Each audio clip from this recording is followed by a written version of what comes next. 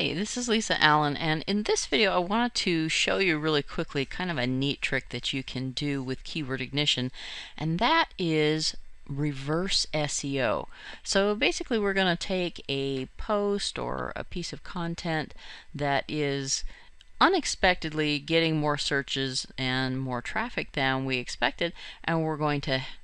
work backwards and multiply the number of searches and visitors that we get by adding on other keywords that would be really good for this particular post. So the post that I'm going to use is one that I did for my Brandywine jewelry supply business before I sold it, and it was a curated post, so basically we had links to other types of money lays, and it really, because of the timing, it really took off, and we got all kinds of traffic for that particular post. But you know, we could have expanded it a little bit further, and so I'm just going to kind of work backwards and kind of show you a way to get more and kind of figure out what other little searches could be kind of worked in there to multiply the traffic that one post, so that it's qualifying for many different little keywords. So what I did is that I took a couple of words from the post title, which is money lay, and then I just put in some asterisks in strategic places. So I want it asking questions that start with money lay and then have a word after it, and then I want it asking questions that start with some other word and then end with money lay, and then also a how or how-to questions, so that we know what kind of questions that people are asking, and we can figure out what kinds of money lays they want to make, because there's a lot of different kinds, and some of those we might be able to work into our curation and have more examples in that post, or we could also work the descriptions that we're using to talk about those curated posts in the snippets about it, and so we could work these extra words in there so that we rank for a lot more of these little searches. And because they are little searches, we could grab an awful lot of them, and together they will bring a lot of traffic to the post. So here's some of the results that I got, and I'm just going to kind of talk you through the way I would think about this when I'm doing reverse SEO with this. So first of all, I would need to know what's in my content. So if the content is very specific and some of these keywords are very specific, then maybe they might not be suitable for what I'm doing. But beautiful money lay, that's kind of a little bit vague. Best money lay, birthday money lay. So these are all things that could work into my post because they're not so specific that I'm going to need to rewrite the post to make them. Now bow and bow tie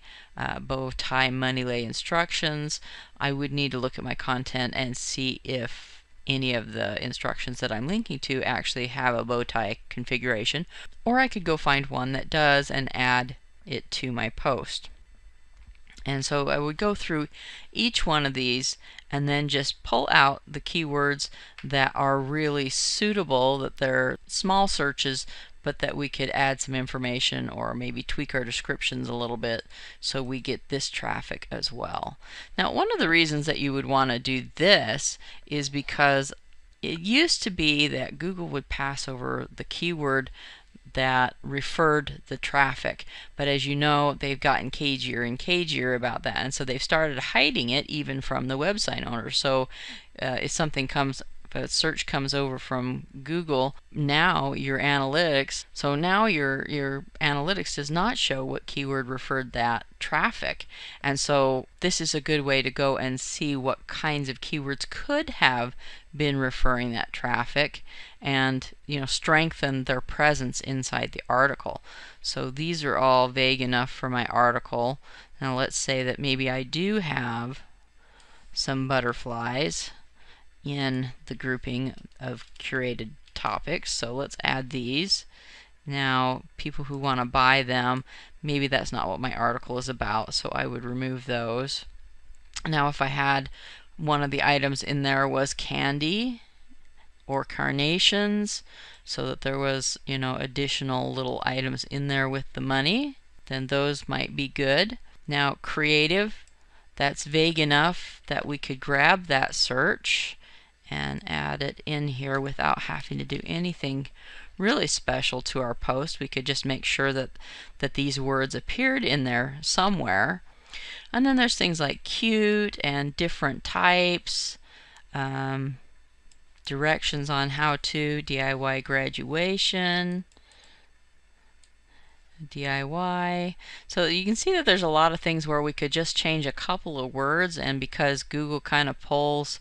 the references for these words, you know, if all of these words are in the post, then your chances of ranking or getting them to at least index you for that keyword are pretty high. Now there's also words like easy and easiest way, easy DIY. So maybe these are, you know, maybe the word easy is not in my post, and because there are so many of these searches that reference the word easy, maybe I would even want to edit the title of my post a little bit to include the word easy, or make sure that it shows up there several times. And so by doing these kinds of searches, we can actually work backwards and figure out what kinds of keywords could be sending us traffic now, and what kinds of keywords we could work in there to make it so that one post gets traffic from all kinds of these different suggestions and ways that people are searching for that same topic. So that's it for this video on how to use keyword ignition to do reverse SEO. I hope you've enjoyed it and found it useful, and I will talk to you again soon.